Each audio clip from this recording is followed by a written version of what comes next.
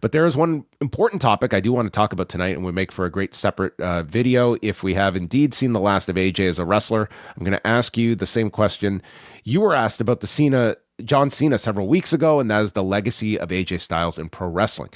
If you would ask me, many wouldn't be talking about TNA now if it wasn't for AJ Styles. Many Americans would not be talking about New Japan now if it wasn't for AJ and the Bullet Club and what would eventually evolve into AEW. He carried multiple companies on his back with his tremendous work and connection with audiences and with WWE. He was never the top guy, but he was always the guy who made the top guys look great, like Ricky Steamboat did. If you look at the most important criteria with his in-ring work, charisma, promo ability, and connection with the fans, how would you both assess his legacy overall, and what are your favorite AJ matches from over the years? For myself, the one that will always have a place in my heart is the three-way with him, Daniels, and Samoa Joe for the X Division title at Unbreakable in 2005. His legacy to me is of maybe like the best. It's hard to say the best, but like maybe one of the best, the very, very best and most respected in-ring performers, well-rounded in-ring performers and across multiple styles that you could maybe look for in this generation. I think like when you're talking about styles, a really interesting topic to me is how would we look at him without that run away from TNA? Like if he never left TNA, okay, and somehow maybe found his way to WWE later, even that's a question. Would WWE get him, or would somehow he end up being a lifer in TNA? I don't know. No, he enhanced his value significantly. Like if he, well, think about how like what was he doing in his last days in TNA? Like if we strictly talk about the TNA run, yes, he was a tremendous performer. He was the lone wolf character, the franchise, right? But like, was he responsible for a significant business in the company? Was he like even a level of superstar like that? That I think is more significant than. No, he's going to be looked at like his TNA run was. He was pushed like very strong, and he had some excellent matches, especially like it really did. He was not the sole factor, but I mean, in establishing that X division, like it's him, it's Jerry Lynn, it's those two are the ones that really get it started. Loki in those early days, and then of course the next generation with Daniels and Joe, and he had some incredible matches like of people that he worked in NWA Wildside and then taking that into TNA, and that did differentiate TNA. That was one of the few differentiating factors was that X division, but it was. But that's not, that didn't, he didn't realize his potential there. No, right? Like he leaves, and like he was drawing better after he left TNA than like TNA shows were doing. Like that was an eye opener to people of just how this brand just had a certain, like people were just not spending money on this brand, that he could go to these indies and draw more than TNA was doing at its live events. And to me, it was like the New Japan run.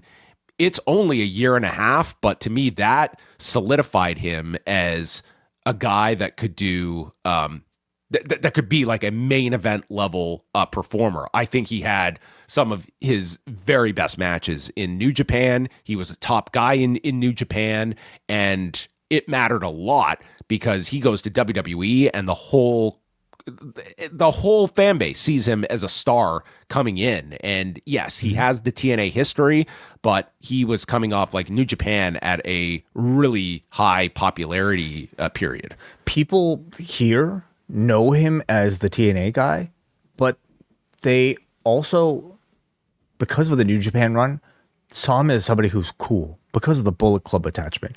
There's honestly really nothing all that cool about like anything he was attached to in TNA, whether it be like Fortune or like Claire Lynch. I'm sorry, Claire Lynch, like all this stuff. There's nothing all that cool. There was the respect of the audience in recognizing this was a great in-ring performer, but there's nothing cool about it.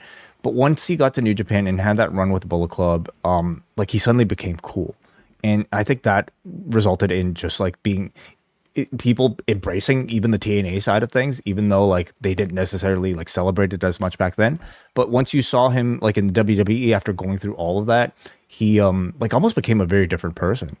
And I mean, it's amazing to think about how brief that period was, but how pivotal and how much like it kind of like made his prior stuff even better. Right. Yeah. And like don't underscore like he's like him succeeding in WWE. Like that was a big crapshoot that was going to happen. That he would like, could he have gone to NXT in 2016 and been very successful? Of course. Like that would have been the easier bet. Going right to the main roster in 2016 WWE, I think it was definitely a better time than had he gone straight after TNA.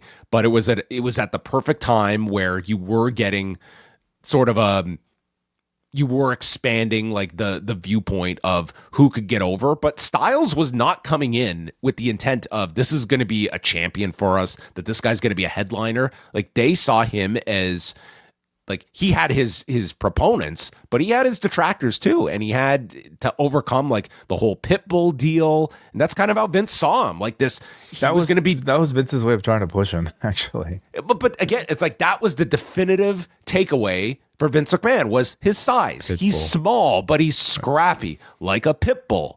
And this guy just, number one, he came in and he could work. Like he had a pay-per-view match with Roman Reigns very early on that was excellent.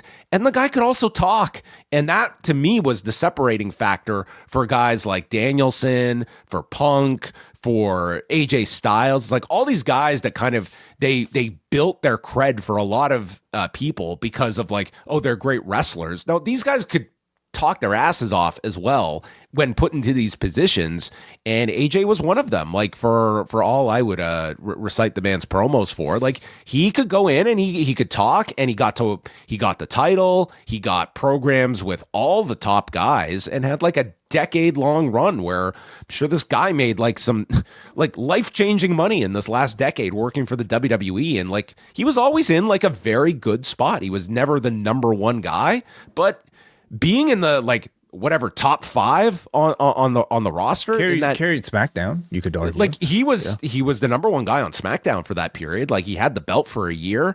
Like I'm sure he had some great earning years over this last decade that is allowing him the ability to walk away. So I mean, he's someone to me that just he greatly overachieved at a time when he entered the business in around like 98. Like someone that size, and like he was about to sign with WCW and it goes out of business. And for someone like that, it's like, man, am I even going to have a job in wrestling other than overseas, like Mexico or Japan? Like it was a very dark time in the US wrestling scene, because like WWE famously, like they offered AJ like a $500 developmental deal, and he just could not justify moving his wife, who had her own job, for him to follow a dream for $500 that he was making in developmental, and just turned it down, and ultimately succeeded anyway.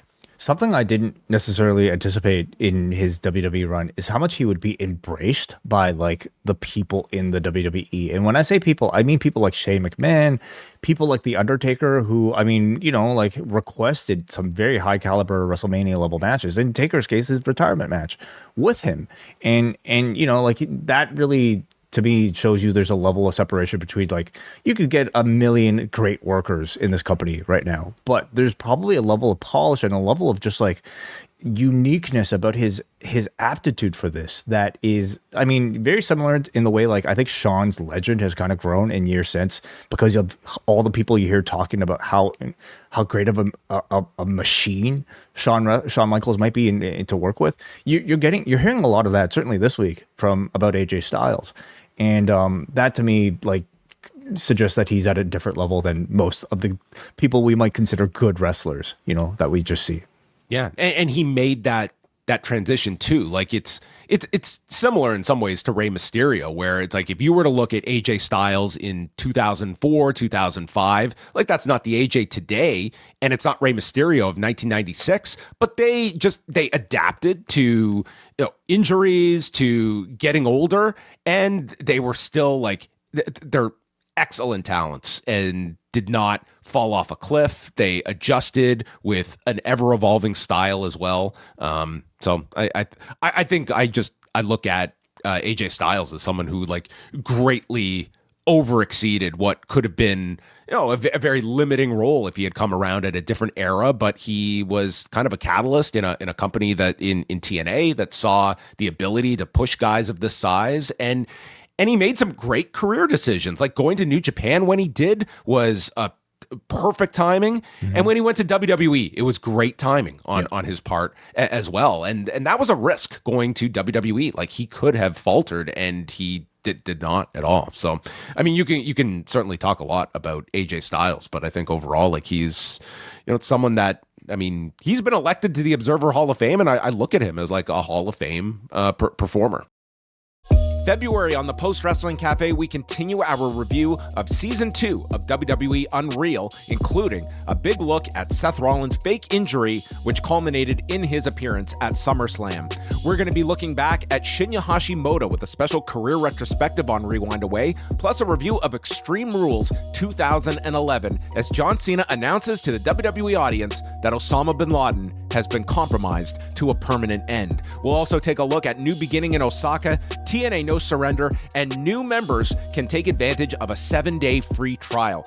Go to postwrestlingcafe.com and jump on board in February.